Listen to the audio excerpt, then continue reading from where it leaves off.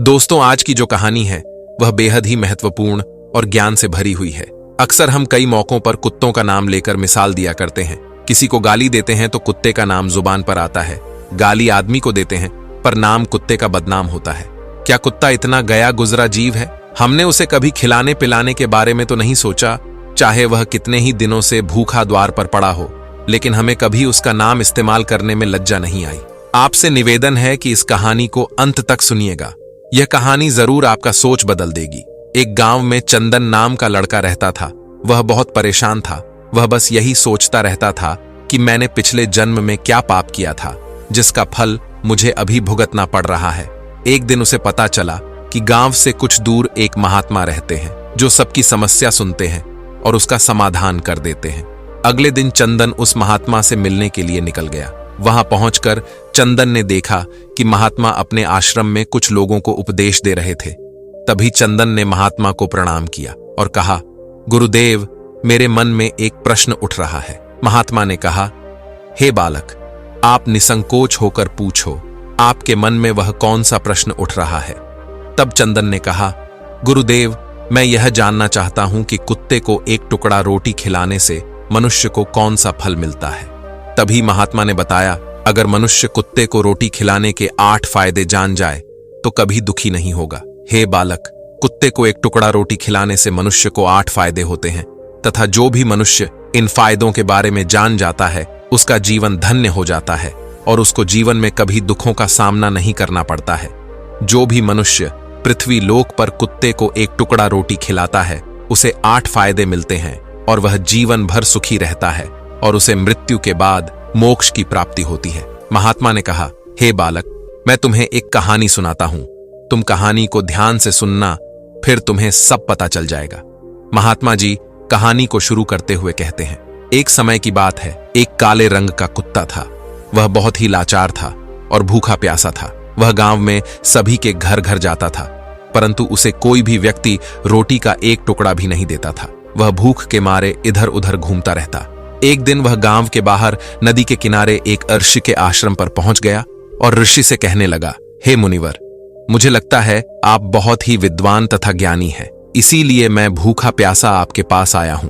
कृपा करके आप मुझे एक रोटी का टुकड़ा दे दीजिए जिसे मैं खाकर अपनी भूख को शांत कर लूं। तभी वह ऋषि कहते हैं, क्या तुम्हें गांव में एक टुकड़ा रोटी किसी ने नहीं दिया जिसे तुम खाकर अपनी भूख मिटा सको? वह कुत्ता ऋषि से कहता है, हे मुनिवर, मैं आपको क्या बताऊं, आप मेरी बातों पर विश्वास नहीं करोगे। तभी वह ऋषि कहते हैं, बताओ, तुम्हारी बातों पर मैं विश्वास अवश्य करूंगा, मुझे तुम बहुत ही लाचार दिखाई पड़ते हो। तभी वह कुत्ता कहता है, ठीक है मुनिवर, मैं आपको अपनी आप बीती कहानी बताता हूं। कुत्ता ऋषि से कहता है, हे दुनिया के लोगों, हम पर रहम करो। हमारा कोई घर नहीं होता है, कोई आसरा नहीं होता है, कमाकर खाना हमें नहीं आता है, हमें वस्त्र भी पहनने का ज्ञान नहीं है, इसीलिए सर्दी गर्मी और बरसात में हम ऐसे ही घूमते रहते हैं। हमें पढ़ना लिखना भी नहीं आता। मुनिवर, आपकी तरह हमें अनुशासन नहीं आता, हमें आपकी तरह बोलना नहीं आता। यह हमारा दुर्भाग्य ही समझिए, परंतु हमें आपकी तरह भूख भी लगती है। चोट लगने पर हमें आपकी तरह पीड़ा भी होती है। हमें आपकी तरह रोना भी आता है। बस इन्हीं 3 कामों में हम आपकी बराबरी करते हैं, इसलिए हम पर दया दिखाइए, हमें और कष्ट मत दीजिए। ईश्वर ने तो हमें वैसे भी कष्ट देकर ही भेजा है, ऊपर से आप लोग हमें परेशान करते हैं। हम आपकी तरह मनुष्य नहीं हैं। जब हमारा जन्म हुआ उस समय हमारे आंख कान बंद थे। कह नहीं सकते कि उस समय आपके जन्म पर जैसे नाच गाना होता है, बाजे बजते हैं, खुशी मनाई जाती है, हमारे जन्म पर भी यह सब हुआ होगा। हमारे जन्म पर किसने खुशी मनाई होगी? हम जिस बिछौना पर थे वह रुई का नरम तो था, सर्दी बिल्कुल नहीं लगती थी।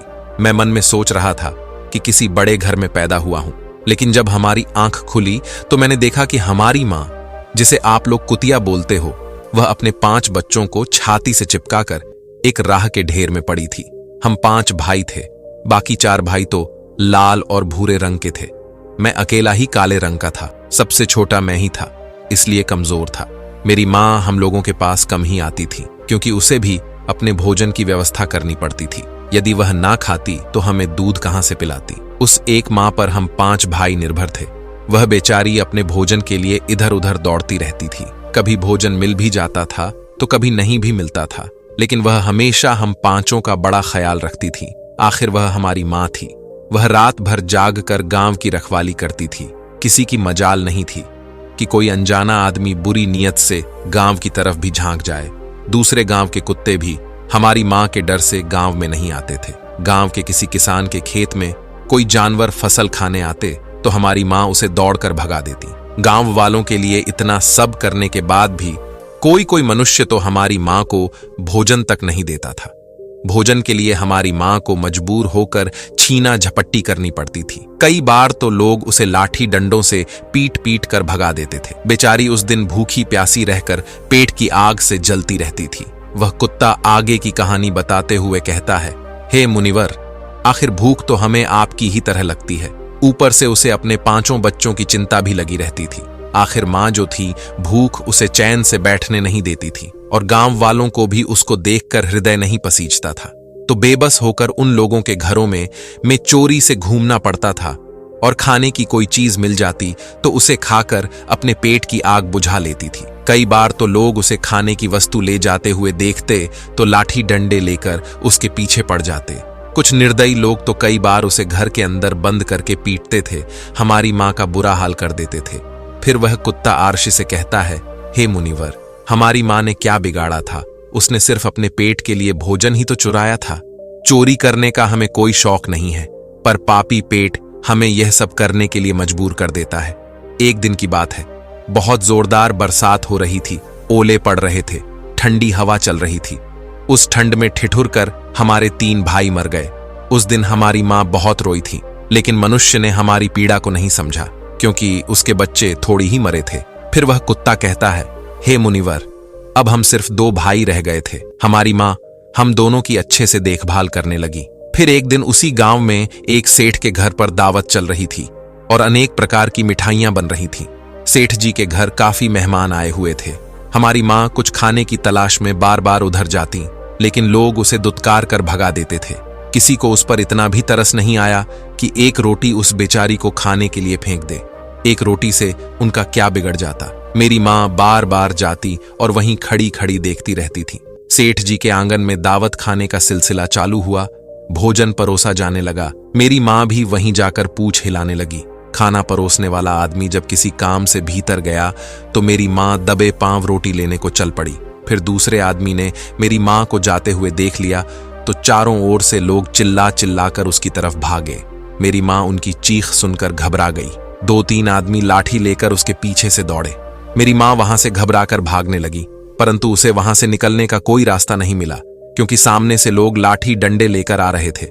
तभी मेरी माँ वहां पर जो लोग भोजन कर रहे थे उनको लांघ कर निकल गई। आगे वह कुत्ता कहता है, हे मुनिवर, मेरी माँ अपने निकलने पर इतनी हैरान नहीं थी जितनी कि उन लोगों को देखकर हुई थी जो वहां पर दावत खा रहे थे। वह सब उठकर खड़े हो गए।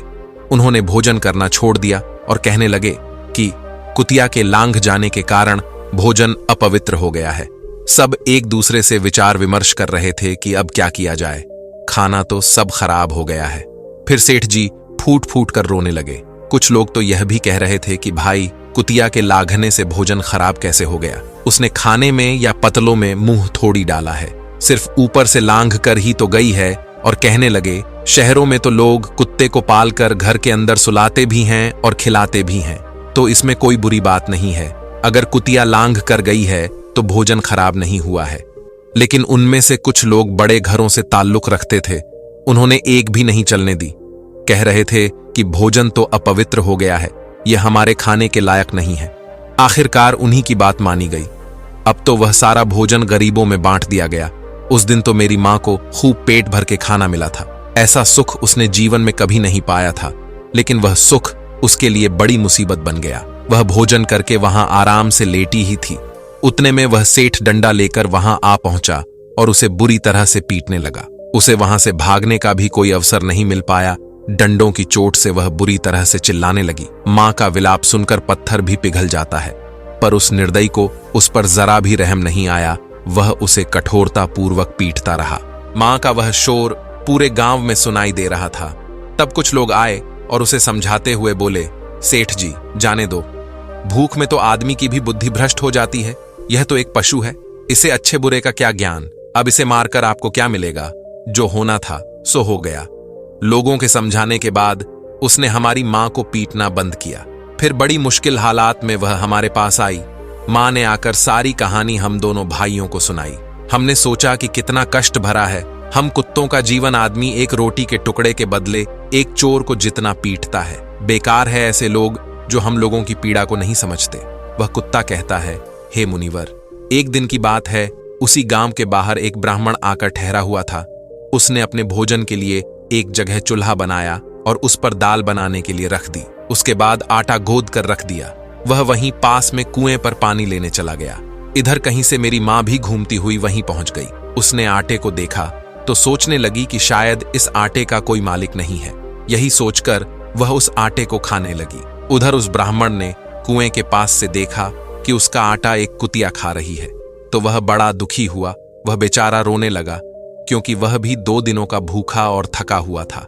कुछ लोगों ने उसे कहा, अरे ब्राह्मण देवता, इस कुतिया ने तुम्हारा भी आटा बिगाड़ दिया। कल तो इसने ने सेठ जी की पूरी रसोई बिगाड़ कर रख दी थी। ब्राह्मण दुखी होता हुआ बोला, भाई मुझे क्या मालूम था, यह दुष्ट कुतिया मेरे आटे को खाने के लिए घात लगाए बैठी है। ब्राह्मण ने न आव देखा न ताव लाठी लेकर उस कुतिया के ऊपर टूट पड़ा। मां उस आटे को ठीक से खा भी नहीं पाई थी, पर उससे ज्यादा की उस पर लाठी बरस गई। महीनों तक मेरी मां लड़खड़ाती हुई घूमती रही। तब उस दिन समझ में आया कि आदमी कितना खुदगर्ज है। हम उसका कोई भी कार्य करते हैं तो भी वह हमें नहीं समझता। आगे वह कुत्ता कहता, हे मुनिवर, हमारी कमी यह है कि हम उन्हीं मतलबी इंसानों के अधीन रहना चाहते हैं जो हमें कष्ट देता है, जो हमें प्यार से खिलाता है। हम उसके कितने काम आते हैं ये नहीं पता। उनके घर की रखवाली तो करते ही हैं, साथ ही साथ और भी बहुत सारे लाभ हैं जिन्हें मनुष्य नहीं जानता।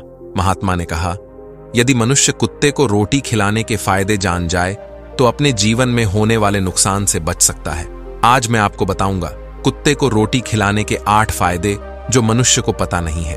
जब भी घर में रोटी बनाई जाती है तो सबसे पहली रोटी गौ माता की होती है और पिछली रोटी कुत्ते की होती है।